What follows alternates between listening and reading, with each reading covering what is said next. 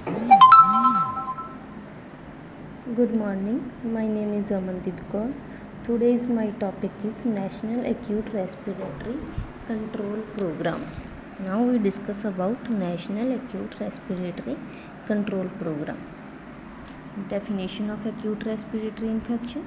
Acute respiratory infection may causes the inflammation of respiratory tract anywhere and causes wide range of combination of symptoms and signs. Acute respiratory infection क्या होती है? हमारे respiratory tract के किसी भी part में inflammation cause करती है। ये फेरिंग्स में हो सकता है, लैरिंग्स में होता है, ब्रोंक्यूल्स में हो सकता है, अपर एंड लोअर रेस्पिरेटरी ट्रैक किसी कहीं पर भी इन्फ्लामेशन हो सकती है। ये क्या कॉज करती है? Wide range of sine and symptoms होते हैं, जैसे फेरेंजाइटिस हो गया, काफ, कोल्ड, फीवर भी हो सकता है, क्योंकि इन्फ्लेमेशन की वजह से हमें इन्फेक्शन की वजह से फीवर भी हो सकता है। Difficulty in breathing, chest pain हो सकती है, चेस्ट कंजेशंस हो सकते हैं।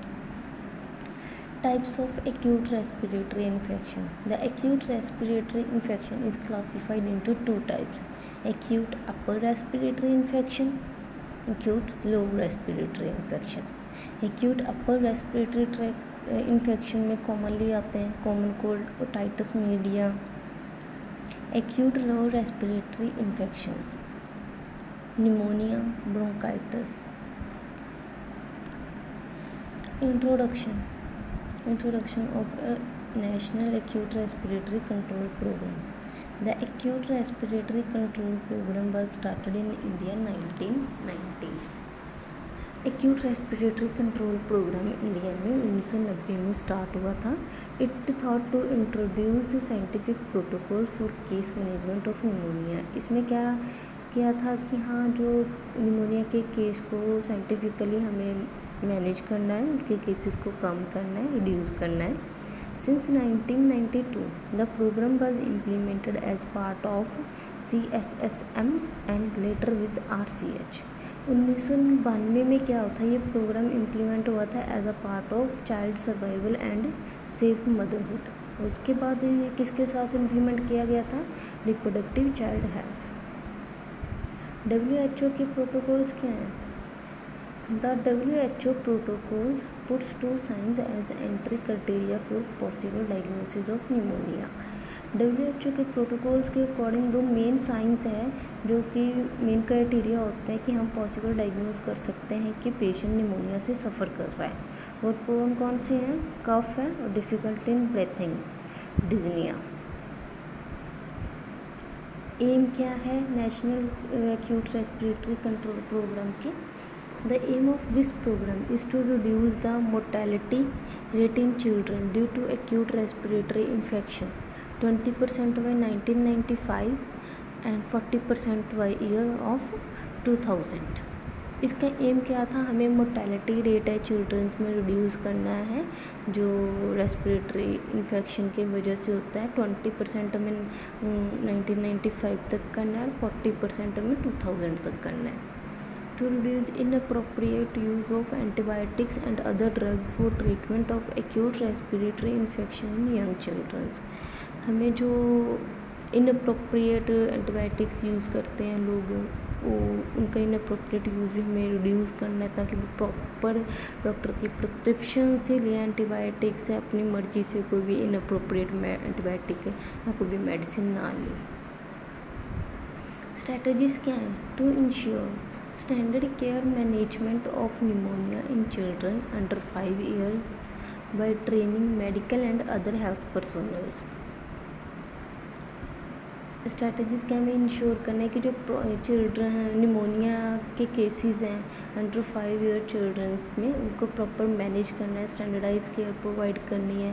कैसे कर सकते हैं? मेडिकल स्टाफ और अदर हेल्थ पर्सनल्स को प्रॉपर ट्रेनिंग देके.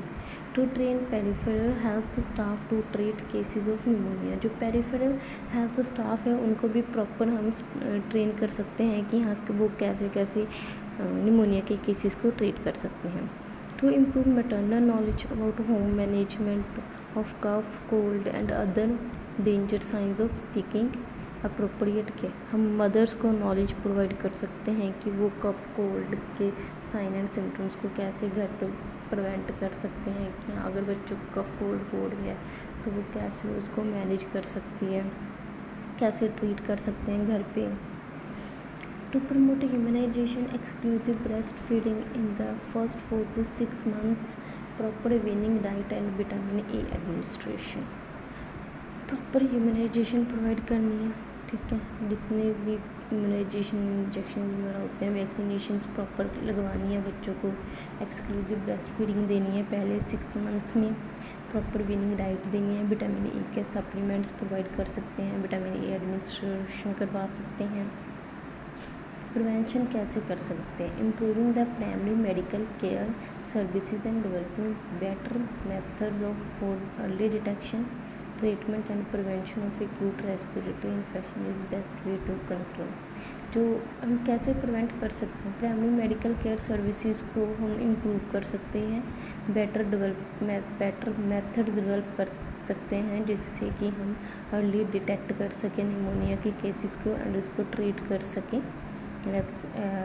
ट्रीटमेंट और प्रिवेंशन कर सकें एक्यूट रेस्पिरेटरी इन्फेक्शन की। ये बेस्ट वे है कि जिससे हम एक्यूट रेस्पिरेटरी ट्रैक इन्फेक्शन को हम कंट्रोल कर सकते हैं। Mortality rate due to pneumonia is reduce if treated correctly. Mortality rate pneumonia की वजह से जो मोर्टेलिटी रेट इंक्रीज़ हो रहा है वो तभी रिड्यूस होगा अगर हम इसको प्रॉपरली और करेक्टली रिड्यूस कर सकेंगे और ट्रीट करेंगे। Feeding children with adequate amounts of nutrition to keep their immune system strong. अगर बच्चों को हम प्रॉपर एडिक्वेट अमाउंट में न्यूट्रिशंस देंगे तो वो जो एडिक्वेट अमाउंट ऑफ न्यूट्रिशन है वो हेल्प करता है उनके इम्यून सिस्टम को स्ट्रॉन्ग रखने में। अगर उनका इम्यून सिस्टम स्ट्रॉन्ग होगा तो उनको जल्दी इन्फेक्शंस नहीं होएंगी, तो निमोनिया के केसेस हम रिड्यूस कर सकते हैं इस तरह से। इम्यूनाइजेशन करवा सकते हैं बच्चों की, मीज़ल्स वैक्सीन दे सकते हैं, HIV वैक्सीन है, निमोनोकोकल निमोनिया वैक्सीन। WHO के अकॉर्डिंग हम एंटीबायोटिक से कौन कौन से एंटीबायोटिक से ट्रीट कर सकते हैं निमोनिया को? एम्पेनिसिलिन 25 to 50 mg पर kg पर डे डोज देते हैं इसकी। जेंटामाइसिन 5 mg पर kg per day 7 to 10 days के लिए देते हैं। Thank you.